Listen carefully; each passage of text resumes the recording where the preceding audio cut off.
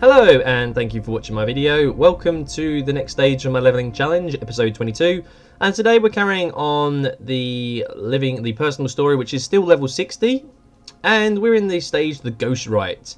So this is what we're trying to do. Zaitan and his minions have taken over Claw Island and they're making an assault on Lion's Arch. Now, each of your orders has a different sort of scenario to defend it.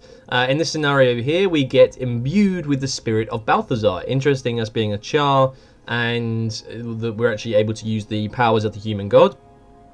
And also the fact that your primary skills change. You'll see here we've actually got a greatsword, and we got to go and kill a lot of Risen. We've got a very, very overpowered weapon here, so it's very easy to defeat the Risen.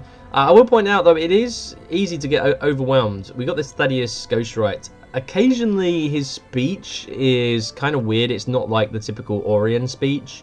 So you can see here we've got a large number of enemies, and we are just the right level. So it's going to be a bit of a tricky personal story step. And you can see here, I'm just actually looking. I wanted to see if, because I'm equipped with a shield, to see if skills 4 and 5 actually give us any extra kills. Unfortunately, they don't, sadly. Not like the Necromancer, whereas when you're in Death Shroud, it actually gives you credit towards skills 4 and 5, if, for example, the Focus, or a Warhorn, for example. But here we actually don't get any credit in this new form. So you can see here it's very difficult to actually survive this, and I'm really struggling here. We've got a lot of enemies that are overwhelming us, and the fact that our armor's pretty limited is something that we have to be aware of. For those of you who've never seen this before, this is a challenge where I try to level up a character without using, oh god, look at all these abominations, without using the trading post, without crafting, without using tomes of knowledge. This is only leveling up through events and the personal story. Again, it's just trying to hit as many foes as possible. Trying to use our heal skill, it's really challenging. We don't have that F1 skill to the engineer gets. We've got our turret that's trying to do as much damage as possible, and we're really struggling, like constantly rallying. We're using the heal skill. We should really pop our elite skill, really. I've sort of forgotten about it, but I'm just trying to concentrate on using the primary skills to mainly, I mean, look, this is where our healing turret is. And there's no detonation skill, there's no F1 skill, annoyingly, so I can't detonate the turret. And yeah, so if we finally get out that area, we get out of combat and we get back a lot of our health. This is actually quite a fun personal story. I actually really enjoy this, and we finally get to take out the boss. And this is an element that we actually attune to an old sort of god, a human god. This is actually one of the things that the Dervish, a profession in Guild Wars 1, had access to. We could channel the heroes, the Grenth or Lissa, and it's very similar to what we've actually done. So we've actually got to decide what we're going to do next, and you know who we're going to go and recruit. So we get some more rewards. And that's it. We're actually starting to get some decent rewards now, rewards that are going to help us out completely. We don't need those materials. The leggings we can actually use, so that's pretty good. We got them, and it's just helping us improve our armor, which we do really need to sort of get back up to the proper level, because some of the armor pieces are like level 50. And yeah, generally it's been progressing really well, this personal story. I actually like this step. So we've actually got to go and recruit a couple of priory sort of engineer type characters, which is a engineer and a Azura, which is kind of a unique relationship, because these two are like really good mates, and they have their own way of communicating, you know, in sort of slang. And it's a friendship, really, that is very unusual. There aren't too many interspecies relationships like this one between Baron and sorry, the Azura, between these two, and I can't remember his name now. I've just gone past it, but yeah, these two actually have a really good friendship, and you know that you see them in the personal story in later steps, and it's really cool to see that, the fact that you can have these interspecies relationships, well, friendships at least. And it's fun to get to see them, you know, have a bit of banter and, you know, have a laugh together, you know, sort of, you know, Barra, you know, their little slang. It's pretty cool. Again, these type of personal story steps I know so well now that it's very easy. I know exactly what to do. Just go in and kill these bosses, and then that's the end of the personal story. And we move on. So this is an interesting personal story step. Obviously, we have lost Claw Island. We pick up the sonic harmonizer, and we've got to go and test this out. So this personal story step actually goes really, really quick. We're in Timberland Falls at the moment, and we're progressing quite nicely. We actually are going to be hitting level 63 fairly soon, I think, with the end of this personal story. But you can see here I'm on my sort of engineer's blue coloured, you know, he's got his blue armour, and I'm trying to sort of, you know, keep it quite nice, sort of the frosty looking armour. But I'm not actually going, as I said, for any different skins. I'm just going for whatever I pick up. So here we go. This is an interesting step. This is just where we test out the Psy weapon, and we've got Baron and Pharaoh. That's the two, sorry. And this is a weapon that we actually have to target. I think you actually have to target just behind them so that it gets the full effect. If you target in front of them, it doesn't actually hit them. So here we go. We've got a lot of them. There we go. So we're getting a lot of the Dredge dead, and you'll get a couple of the mining suits will come along. I didn't do this particularly well, if I'm honest. You know, you can see there. I really didn't hit like properly. If you hit target behind them, then you will definitely hit them, or you defeat them. So there you go. You can see me doing a much better job now, sort of. There we go. So we're hitting the interrupts. And again, this is a nice little story step. I haven't got any consumables on me. No food. No you know, dredge counters.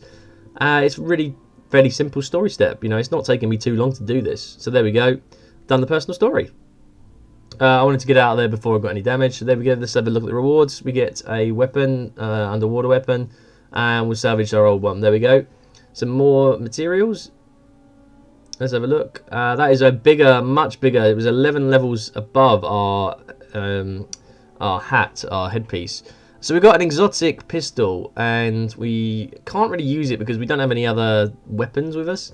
But yeah, the fact is, if we look, our armor is pretty substantial. We've got some hero points as well now, so we're going to train up a little bit more. There we go. So let's progress back to the story step, and we are going to go through Lion's Arch because we need to go through the portal to get to the Grove. And this is a personal story step where every person, no matter what personal story, whether you're Char, whether you're human, whether you're Norn, you do this step. And this is going to visit the Grove. And you actually get this awe sort of premonition. You know, you get to see what the future's like given to us by the Pale Tree. And, you know, I'll be honest, there is a way that I found to make this a lot quicker. The first first times I did this was we see Ventari's tablet. And we get the Pale Tree. And there are certain weapons, certain enemies that are hidden. They don't show up along the way. But I know where they are. They're along the road, so you can avoid them by running to the left.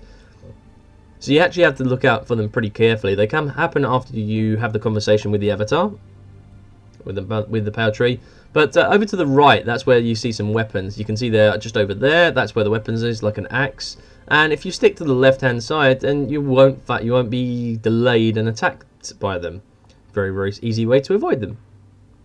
So we'll wait for Traherne to catch up, and then we get a speech by Traherne. So this is what we're actually supposed to experience in the future. This is, you know, the story steps or that we could be taking, but obviously things may change.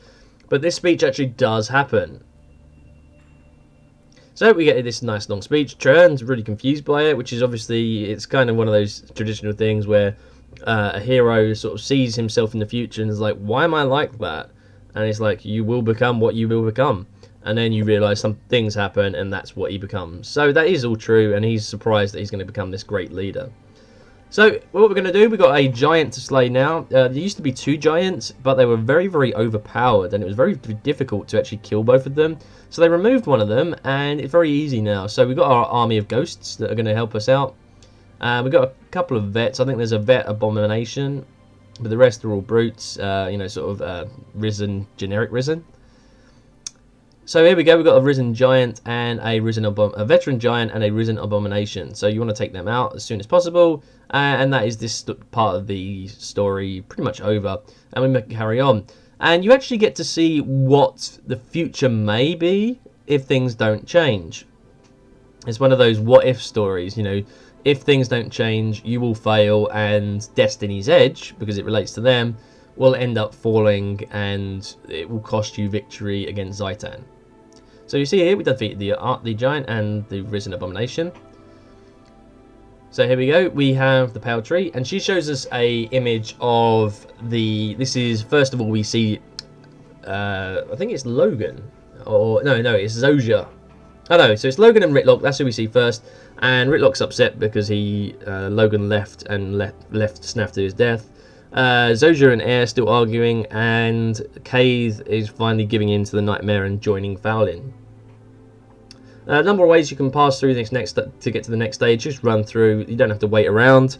Very, very easy to go through. And then we have to go through and into the tombs of the ancient Orien kings. So here we go. This is where the Pale Tree will give us some information. And we have to defeat a Eye of Zaitan. We have a couple of Risen to clear through as well. But again, this is a fairly easy personal story. I haven't really had any challenges, nothing strenuous. I know exactly what's going to happen. So, you know, being this Condi engineer and power, sort of hybrid power and Condi, I know how to take this out. So we've got this eye here, and pretty easy to defeat. It didn't actually used to be this way. It used to be quite a bit of a challenge. But again, they've really made things a lot easier. I think the fact they've brought in a lot more skills, a lot more elements. They brought them into the game. So here we go, we'll defeat the Eye of Zaitan and we'll speak to this Orien King. And then we go through and we go to the Promenade of the Gods. And this is obviously where the gods, I think, would say first stepped into awe. I'm not too sure on that. You know, it just sounds like it because it's the Promenade of the Gods. And this is where you have all the statues of the gods either side. And this is where we fight a gatekeeper. And this is where Traherne gets given the sword Caladbolg, given to him by the Pale Tree. And so this is where, as a necromancer, he wields a greatsword. Interesting that this was the thing that suddenly came into effect with the elite specializations. Could this be a clear cut thing that this was always going to happen? Who knows? So here we go, we got the Gate Guardian, and he's got a couple of nasty knockdowns that really can give you a lot of effect. They are easy to tell. You can see there he does this stomp, so he's got this massive hammer smash that will knock you down, and you just got to avoid that by dodging. Basically very easy to tell. So there we go, dodge through that, and we've got a lot of condis on him, he's easily going down. And there we go, that's that personal story step done. You actually asked the Pale Tree, she asked you what is your greatest fear, and this will determine what personal story step you take later. I always like the Comrades one, because that's where Ton dies, unfortunately. You get a few rewards here. I always go for the bank, because I prefer the bank booster, the bank's instance summoner. And yeah, so you could either choose that, or you could choose an instance where you're being duplicated. There is a sort of, you're getting confused by this Mesmer. But that takes a lot longer. It's a very long personal story step. Whereas the other one is to do with the Crusader Apatia, and where Apatia gets captured by the Crate, or the Risen Crate, and corrupted. So here we go. We've got our going through to the Priory. So the Priory's under attack. You can avoid all of this. You don't have to fight any of these. Go straight through. Ignore all the Risen. Just go down, because there's a massive mega laser at the end, and that will instantly kill all the Risen. So there we go. Look, already done. This is where we have to go down and get a weapon and to charge it. So here we go, speak with Stuart Gix. We have to go down into the vault.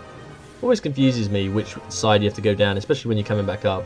So this is where we have to clear all the Risen out. So we get this weapon, and this is where you get to suck or blow certain elements out of the Risen. It's kind of weird gun, really. You get this special effect once you've sucked out their essence. So there we go. It's pretty easy. It doesn't do too much damage in the end, really. Alright, well, that's a bit of a lie. It does do quite a bit, but again, it's not really a hard personal story step. I actually prefer the Order of the Whispers attack, because you have to go and place some mines. But each actual order has their own different defense sort of story. So you can see we've eliminated the Risen, so we go up to speak to Stuart Gix, then we'll face off against this boss. So we've got Lord Zim Garjin. I'm not sure how to pronounce that.